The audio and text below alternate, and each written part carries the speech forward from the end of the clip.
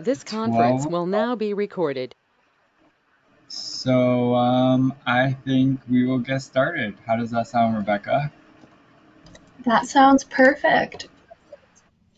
All right. Well, welcome to our introduction to the EIR program, which is hosted by myself and Nathan. This is an opportunity for us to explain more about how the program works, our goals and expectations, and to allow you to ask some questions on anything specific that you would like to learn about. We will also explain how the program runs throughout the year. So to give you a little background and a look into the behind the scenes of the Engineers in Residence program, we'll explain how it is run and organized by Engineers of Tomorrow. I'll start by introducing the four people that you see on the slide. Erica Lee Garcia is the founder of Engineers of Tomorrow, and Rebecca White is the CEO. They are our two core organizational people, and Rebecca would be the person that you are mainly in contact with. Myself and Rebecca are both mechanical engineering students with the University of Waterloo and the University of Guelph respectively, who are on co-op work terms helping to get the EIR program up and running. And just to mention that yes, we do have two Rebeccas, so please do not get confused. They are both very different people. Yes, so many of you might be wondering, what is Engineers of Tomorrow? You may have heard of our program, the Engineer in Residence program, but not necessarily the organization behind it. So Engineers of Tomorrow is now a nationally incorporated not-for-profit organization, and we partner with engineering companies, professional associations, and educators to transform the engineering profession. We want to teach the ability to learn from failure, to innovate, and to solve the most important problems of the 21st century. We believe in the power of engineering outreach to shape the future, and that's why we do what we do. This is why we ask you all to volunteer with us, so that we can inspire and instill these mindsets and qualities in others to do the same, to reach out. We try to shape the public's perception of engineering and change the negative stigmas that are sometimes associated with it. That's very important, and that's why we partner with all of you engineers to bring that change into our classrooms and really reach out to the young people of our country. We try to inspire the next generation to make a change and make a difference in the world. You can learn more about our organization at engineersoftomorrow.ca. Great, so now we'll discuss the history of the EIR program and how we came to be. It was originally founded by the Professional Engineers of Ontario, and now, as of 2017, the program runs as a separate entity after Engineers of Tomorrow decided to take it upon ourselves. The program pairs engineers with classrooms to give presentations, run activities, and helps inspire students in the area of engineering. Yeah, so the main objective of the EIR program is bringing a role model of an engineer into the classroom to help engage students with fun, hands-on activities and use inclusive messaging to help engage all students. We want youth to gain a better understanding of what engineering and different STEM fields look like. The kind of underlying and overall arching theme is that we want to create a positive engineering experience for young people. We want them to leave the classroom with a new and positive idea of an engineer's role in society. We contrast our program to the one-and-done style that is often associated with STEM outreach. Our program focuses primarily on students and their experience, not the buzz and marketing with STEM. Yeah. So this is what appears on Google when you search the word engineers. As engineers, you might have an idea that this does not entirely encompass all the roles that an engineer can do, but for a lot of students and children, this is what they think of when someone says engineer or engineering. They think it's mostly men in their hard hats and gazing at their blueprints. Of course, you know that this is not the full story. Imagine what changes we could make if we had an engineer in residence in every classroom. Now, this is obviously not the case, but if we continue to pursue this goal and continue to reach out to as many classrooms as possible to shed light on engineering and the word engineer, we hope that every student will have a better understanding of all the possibilities that an engineer can be. Oftentimes, people have a false mindset of STEM careers being that they're boring and you need to be incredibly studious. Through this program, we could help to change the conception around the field and tackle diversity goals. We could raise the technological literacy of all of our Canadian students and get better gender parity in incoming engineering classes. Teachers don't necessarily have a background in STEM to educate students, which is why we bring our EIRs into the classroom to give them this kind of experience and knowledge that they might be missing out on. Now we're going to transition into some of the more logistical things and questions. One of the number one questions we keep getting asked during this time is, what's the plan with COVID-19? So currently we have implemented virtual matching for our EIR and school pairs. We hope that this will not only provide flexibility in terms of commute, problems related to school closure due to COVID-19, but also give opportunities to students that are living in more isolated or remote communities in Canada who may not have access to engineering experiences. For those of you who have been matched in person with a teacher, if come September their school is closed due to COVID-19, we advise that you contact us to let us know and make arrangements to move your match to a virtual setting. We will help you as much as we can to help make this transition smooth if there needs to be one. Now we'll get into some expectations as an EIR. So, what should you be as an engineer in residence to the students? You should be a teacher and a mentor. You are possibly the first impression of an engineer that young person has seen and has known of. We want that first impression to be positive. You are a role model and you are also a friendly adult that they can trust. This may seem difficult to do through a screen if you are a virtual match, but virtual matches should not make much of a difference and you should still be a friendly adult. These kids have had a crazy year as well and are likely comfortable with an interaction through the screen. Aside from being a role model, your job is to also find out how you can support or enrich the curriculum at hand. In addition to communicating with your teacher frequently and developing activities, we'd like you to bring your own experiences into the classroom as well. Try distributing the workload equally between yourself and the teacher, and try to make the learning experience fun with activities that you may have in mind. Yeah, so now we are going to move into some frequently asked questions and run through a couple different scenarios, as well as start talking a little bit about the EIR and teacher relationship. So the main components of this relationship are frequent communication, scheduling times and dates, deciding the order of programming throughout the school year, and then editing details of the programming and having an equal relationship. So one thing we do want to stress is that the teacher is obligated to always be supervising you, and you should never be left alone with the students. If you are, please let us know so we can reach out and make sure that this does not continue to happen. You should always be working with your teacher when you're connecting with the students. Now we're going to talk a little bit about some communication issues that often come up and what you can do to correct these situations.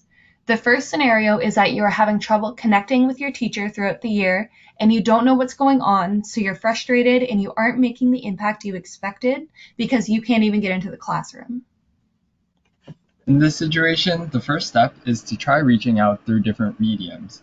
Try contacting them through email, over the phone, and possibly meeting them in person. You can try contacting the principal if your direct teacher isn't responding to you. You can also contact us, the EIR support team, and we will help you to connect with them. Most importantly, don't let a bad experience turn you away from the entire program. Teachers sometimes get busy or they'll have schedule changes and not be able to connect with you. One bad experience doesn't mean that there won't be another classroom you can connect with. Something to note, especially right now during the summer, is that a lot of teachers won't be checking their work emails as frequently as they are during the year. And with all the uncertainties for September, a lot of teachers are distracted. They may be working on other plans for how the school and their classes might be running in the fall, so please keep this in mind and be patient when you're communicating with your teacher. I'd like to stress again, if communication seems to be an issue, and if you're not able to contact your teacher, and it's getting close to the beginning of the school year or the school year has already begun, please contact us and let us know because that is the only way we'd be able to help you resolve any communication issues. We're here for you, and we're happy to help you in whatever case that is. So here's an example email that you can write to your teacher as a way to introduce yourself and reach out first. Start with your contact info and tell your teacher a little bit more about yourself, such as the professional work you do, but also please include your passions. This could help indicate what kind of lessons or activities you could run through in the class and give the teacher a better idea as to what your expectations out of the program may be. Right, so the next step is finding content. Where should you look? Our recommendation is to start with our website, EIR.ca, and look in our Resources tab. If you've explored our website at all, you may have found this. In the Resources section of our website, we have both activities and presentations for you to access, all free and online. We also have a brand new tool that we are launching this year called the Library of Lessons. This is a great living site where past and present volunteers can post lessons that they have run through with their classes and how it went. Next, Google is your friend. As you may know, in the field of engineering oftentimes, Google is your friend in any case in terms of research and problem solving. The web has a plethora of ideas for you to bring to your classroom, and many of those are what you'll find on our website. Also, please don't be afraid to ask for help. We actually do have an EIR LinkedIn group, and it has almost 250 members that would be happy to help you. We have many engineers who have been with this program for a while and have developed and have access to many different lessons and programs. They have many good ideas that you can use and that they would be happy to share, so please join that group. Lastly, contact your EIR support team. We'd love to help you figure out things to do and also connect you in different ways. We'll help you find programming and lessons. As you become more confident and maybe you've connected with your class a little bit, feel free to make up your own activities. You might have a certain passion or skill that you think you can share with your class, so please don't feel limited by just what's on the website or what you can find online. You can adapt and add your own creativity and passions to any lessons you find or come up with. You can also come up with your own lessons as well. Going along with that, feel free and don't be scared to post those lessons that you've come up with on our LinkedIn group or in that library of lessons that Nathan just talked about. Many of our engineers are in the place of not knowing what to do, so these ideas shared can help a lot. Just don't be afraid to reach out and be active and look for those lessons. Yeah, great. And thanks, Rebecca White, for posting that LinkedIn group link in the chat. Feel free to click on that and join. Yep, and she also mentioned that Pinterest is another great place for inspiration, and I definitely one-up that as well. Okay, so let's say there's a bit of disagreement between yourself and the teachers. For example, you're running a session on electricity and you want to present a PowerPoint before getting into the activity. Your teacher insists that the children won't pay attention and suggests only doing the activity with a brief 2-minute intro. You don't think this is effective, so what do? Our recommendation is to have faith in the teacher since they know their students best. This could change depending on what age the students are, but generally the teacher will have a better idea of what might work. This will change each year and with each class, so remember your time limits. You might only have 50 minutes and you might only be there for one block of time. You want to make the best impact in that time. In some cases, you might plan an elaborate activity and find yourself running out of time, so adapting to be able to fit everything into your time limits is definitely an important aspect. Our number one recommendation, though, is to try and come up with a compromise. Definitely communicate with your teacher and talk with them. Explain your thinking and listen to what they have to say. All right, so what if you have a fussy student and you're in the middle of explaining the water cycle? For example, in the middle of the lesson, a student in the class starts screaming and speaking over you. He stands up and starts making silly faces, distracting everyone in the room. What do? but we suggest that you look at the teacher for how to discipline. They likely have a standard way of dealing with these things, and you are not to replace them in terms of being the teacher, so you can let the teacher deal with the student. Continue after the fact as if nothing happened and get the focus of the room back on you and your content, because you don't want this one situation to ruin your lesson. So the last scenario we'll talk about is a bit of a girls versus boys. So let's say you begin building bridges in your class during a physics session, and you overhear a little girl explaining that this sucks and this is all boy stuff. And in response, a boy in the class says, well, that's because girls aren't smart enough to be engineers. So what could you do in this situation? Our suggested solution in a scenario like this would be to speak to the students and specifically reiterate the fact that anyone can be an engineer and that diversity is so important. You can reiterate to the entire class that engineering is for everyone and don't specifically call out certain students. During our webinar on diverse and inclusive messaging, we'll focus on these sorts of issues in much more depth. Great. So before we end off, we'd like to share the experience of one of our amazing EIRs, Aisha. She says that I didn't have any examples or role models in the maths and scientists that I felt represented me. I have been lucky in what I was guided to this path by some influential adults when I was young. I want to give back and help guide those after me, particularly young women of color. My apologies. And here's some advice from her.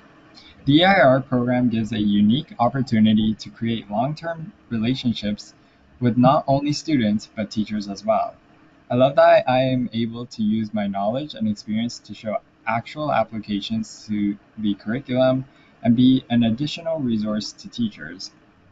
And here's her favorite thing about the program. She says, I feel I can show young women and girls of color that this is a career they can love and succeed in. Great. So before we send you off, here's just a little bit of homework for you to do. First, think about your engineering story and what experiences make you who you are as an engineer. How does your work as an engineer make an impact, and how do you channel your passion through engineering? Next, ensure that you are registered for our upcoming training webinars. The links are on the screen right here, and they will also be in that past email. We'll be discussing how to tell your engineering story and how to include diverse and inclusive messaging in your experiences. Finally, reach out to your teacher and get that conversation and planning flowing. Remember, communication is key. We also want to make you aware that you should watch your inbox for monthly emails from Rebecca White throughout the year. They will contain recommended resources and helpful reminders of what might be coming up that month.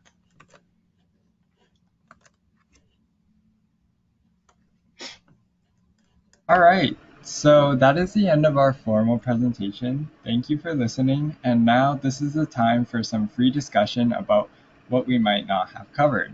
What else are you wondering? We'd love to answer your questions, and I'm sure that many of the questions you have will be important for the whole group. We will be watching the chat, but please feel free to unmute and ask as well.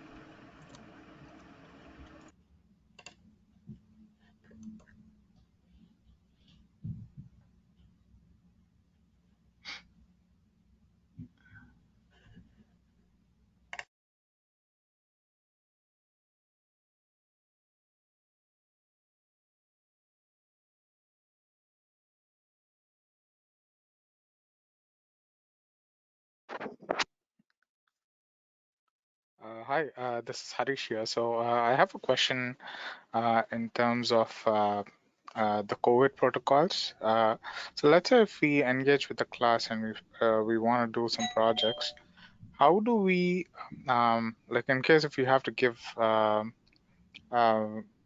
materials, how do we get that to students if it's a if it's a um, home situation, if they're not coming to school?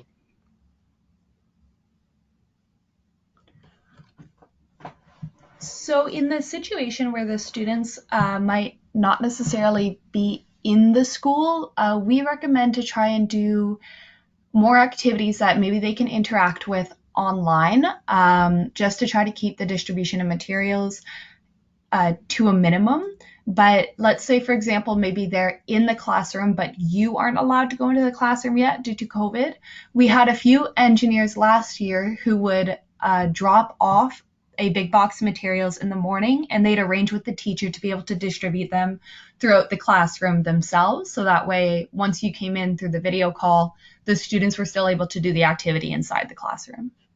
Yeah, and one more thing to note is that oftentimes a lot of the activities will use common household items that everybody else has, such as toilet paper rolls or whatnot. That's just an example, but there are many other household items that are often used in the engineering outreach like activities. So yeah, and I guess it's a way to bring out the engineer in yourself as well. So if you want to get crafty and maybe figure out what kind of activities you can use using household items, that's definitely a challenge. Mm-hmm. Okay. Yeah. Thanks. No problem. So our next question is, what is the extent of interactions with these students? So we often say that the interactions is what you and the teacher make of it. So the activities that you do, you can obviously pull those from our resource portion of our website. In terms of like teaching, like we like to say, like, do the activities as well, but also give these students a chance to experience something that they might not have or will ever experience through just the school curriculum. So you're there just to add that, I guess, extra spice and experience that the students might not have experienced already. um, and yeah. Yeah. Great. And then we have another question. How can I contact my teacher? So if you've received your match email that tells you who you're matched with for the upcoming school year, the teacher should be CC'd in that email. So if you look under the CC, you should find their email. If not, please send myself or Nathan an email after the call, and we can try to forward you that email again. Yep. Perfect. And the next question is, do the teachers need to approve the programs prior to delivery? So the schools and teachers have actually applied, and so when we match you, they have already kind of agreed to be in the program. However, prior to you actually going in, you do need to contact your teacher to set up not only a time and a date for not only planning but your first session. But prior to that, you also do need to make sure that you get your police check, and that's very important. Like, that's a must-have before you enter the classroom. So yeah, I guess that's sort of the approval that you need from the teacher, and your teacher needs to tell you that your police check is okay because it varies based on school board. Yeah, and then in regards to the specific programming or lessons that you might be doing in the class, it's a good idea to loop your teacher in and to what you plan to do to ensure that what you're doing kind of fits with the curriculum, fits with the knowledge that the students may have from throughout the school year, and hopefully maybe you can kind of include what it is that you're doing with what the class might be learning at the time.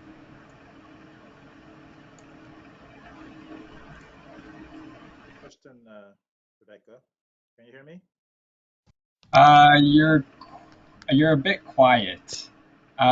You could type it in the chat if your mic isn't working.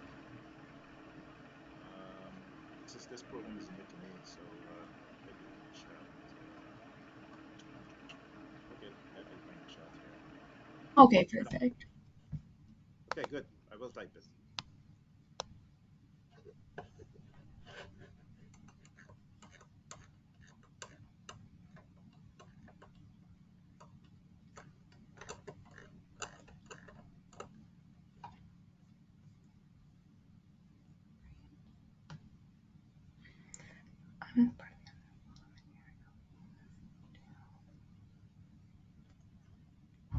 All right, so the question in the chat says, will the material be sent to us? So the material that you're going through in class, you get to pick what it is that you want to cover with the students between yourself and then the teacher as well. So on our website, we have a resources tab. So it's EIR.ca and then the resources tab. And under there, you can find a whole bunch of ideas for the lessons that you can run through with your class.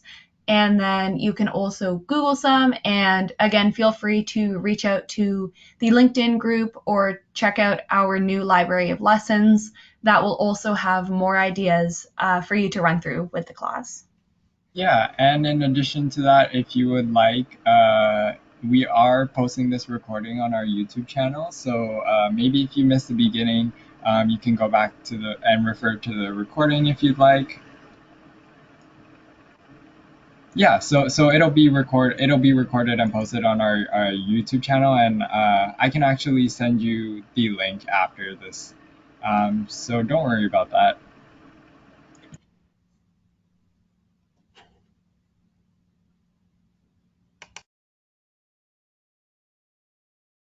Great. So if there aren't any other questions right now, you guys can always send us an email. We'll actually drop our emails in the chat right after this.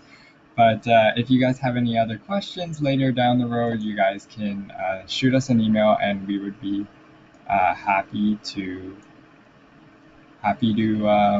help you. Yeah, perfect.